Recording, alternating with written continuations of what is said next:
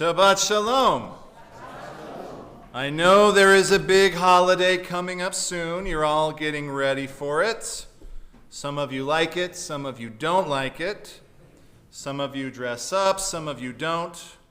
Some go out, and some stay home eating apples covered in sweet stuff. I'm, of course, talking about Halloween.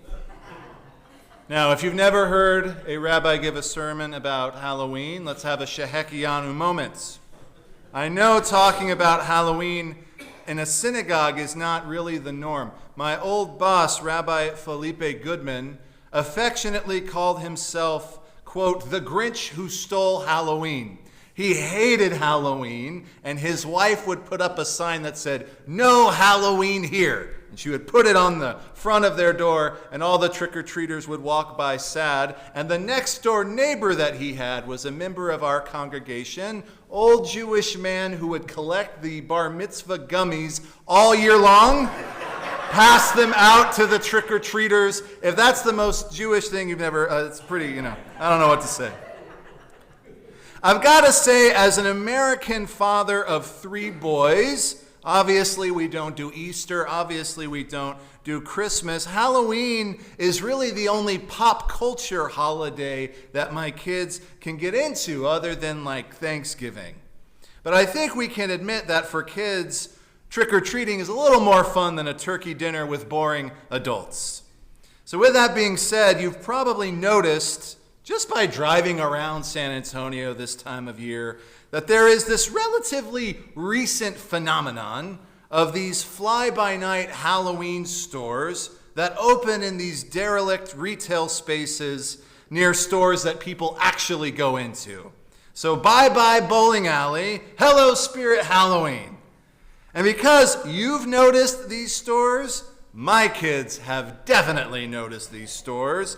And there's no way to kill an afternoon on a Sunday by going into one of those. As a side note, the last time I visited a Halloween store, I was almost tempted to buy the Rabbi costume, complete with a fake beard and tallis. It was only $29.99. That is a lot cheaper than going to rabbinical school, I have to say. When I took our boys to the Halloween store the other day, right when you walk into the store, there are these huge animatronic Halloween decorations that are designed to just scare the pants off of you immediately when you see them. Of course, they had Freddy Krueger that lunged at you. There's a giant skeleton thing, but they also had a big statue of Jason Voorhees from the Friday the 13th movies. For those of you who don't know who this character is, this lovely gentleman wears a hockey mask and a bloodied smock and wields a machete. Now, and I saw this character, I stopped dead in my tracks. Because, dear friends, Jason and I have a history. To tell this story, we have to rewind back to the year of 1992, when the night of the local Halloween carnival was upon Killeen, Texas. My mother suggested my father take me to their haunted house. Keep in mind, I was 5. My father, who apparently had way more rationale than my mom, said that he thought I was a little too young to enjoy being scared by people dressed in rubber monster masks. But my mother insisted she thought I would like it. To my dad's credit, he called the Department of Parks and Recreation and spoke to the person running the haunted house. And he asked them if it would be too scary for me. "Oh no," the person replied, "it's not a scary haunted house. It's a friendly haunted house." I don't know about you. When I hear the term friendly haunted house, I'm thinking like Casper the Friendly Ghost. That was not the case when we arrived. We show up to this thing, and it's got crazy, gory monsters out the wazoo. I mean, every villain you can ever think of. There's Dracula, the Wolfman, the Mummy, Freddy Krueger, Hellraiser, and of course, our friend Jason Voorhees. I should note, 5-year-old Jonathan is dressed as a medieval knight, complete with a wooden sword that I got at the Renaissance Fair. So my poor dad is trying to lead us through this nightmare tunnel. Just around every corner, there was another boogeyman just waiting to pop out at us. And he told me to stay close to him, and he said, "Jonathan, knights are brave, and you have a sword to defend yourself." We make it through most of this thing, and we rounded the final corner, and there in all his glory was Jason Voorhees, wearing a smock drenched in blood with a hockey mask and a fake machete, the whole shebang. Now, he must have lunged at us too quickly, because my dad's reaction was to press the flash button on his camera from 1992, which in the darkness of the haunted house totally blinded Mr. Jason. He can't see. My 5-year-old reaction was to immediately start whacking Jason with my wooden sword. After all, Dad told me I had to be brave. The poor guy in the costume began to wail as his shins were mercilessly pounded by the kid in the plastic knight outfit. Now, why would I tell you this story? Well, even 32 years later, I still think about that image of Jason in the bloody smock. It's an incredibly powerful look, hence the reason that the prophet Yeshayahu, Isaiah, uses it in our Haftorah for the week. Now, as Susan just read from our Haftorah, it's from Isaiah chapter 63. Many historians and some Bible scholars advocate that this could have been written by a third prophet named Isaiah, because this is the Isaiah that talks about a redeemed Jerusalem. He's prophesying in a time after the Jews have returned home after the first Babylonian exile. And as far as themes go, this Haftorah is the polar opposite of what we read in Jeremiah on the night of Tisha B'Av, where the prophet spoke of death, destruction, and abandonment. No, in this Haftorah, we get a sense that God has come to rebuild, reunite, and reestablish the Jewish people in their homeland. At least that's what's going on until the very end. Then we get this very chilling image, not too dissimilar to what I spoke about earlier. These are the verses from chapter 63. It says, quote, "Who is coming from Edom, from Bozrah, with his garments stained in crimson? Who is this robed in splendor, striding forward in greatness of his strength? It is I proclaiming victory, mighty to save. But why are your garments red, like one of those who tramples grapes in the winepress? I have trodden the winepress alone. From the nations no one was with me.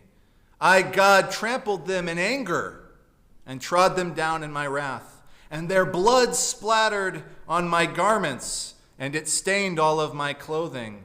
It was for me the day of vengeance, the year for me to redeem had come. I looked, but there was no hope. I was appalled that no one gave support. And so my own arm achieved salvation for me, and my own wrath sustained me. I trampled the nations in my anger, and in my wrath I made them drunk and poured their blood on the ground." So obviously this is pretty terrifying. God apparently works at the so-called friendly haunted house, because here is God depicted as wearing that same bloody smock I spoke about. Isaiah tells us that God was metaphorically stepping on the grapes, or the people of Edom, which according to the rabbinic tradition is typically associated with early Rome and later even Christendom. So I guess my question for the rabbis, who are the ones responsible for us reading this Haftorah, why do they leave us with this image right before Rosh Hashanah? The last Haftorah we have before our new year is God dressed like Jason Voorhees? Well, I think if we look at the bigger picture, this actually makes a lot of sense. During the high holidays, we typically wear white as a sign of purity. In fact, the reason we do is likewise from a verse in Isaiah. This is chapter 1:18. He says, "Though your sins are like scarlet, they shall be white as snow." So according to Jewish tradition, we all approach the Jewish high holidays metaphorically dressed like Jason Voorhees, bloodied from our sins, waiting for God to wash them away. This is the same reason that there is a tradition of buying new clothes for Rosh Hashanah. Halakhically, the medieval poskim required that men buy new clothes that were specifically not red, and that they buy their wives new jewelry for Rosh Hashanah. So ladies, if you want to encourage your husbands to take up your practice of buying new jewelry, go right ahead. If the whole premise of the high holidays is that we're supposed to redeem ourselves or wash ourselves in order that we are able to accept Torah, then this is also a biblical idea. We find it in the book of Shemot in Exodus chapter 19, where God tells the Israelites to bathe and wash their clothing before they receive revelation at Sinai. So friends, where does this leave us? Well, I can tell you that after 5-year-old me beat the snot out of Jason Voorhees, once we got through the haunted house, I said, "Dad, I want to go again." Thankfully, both my dad and the poor kid in the Jason costume agreed that I should not go back through. We're left with this image of God as a butcher to show us that while we're also a bloody mess right before Rosh Hashanah, God takes an active part in our redemption. God is right there with us in this divine act of forgiveness.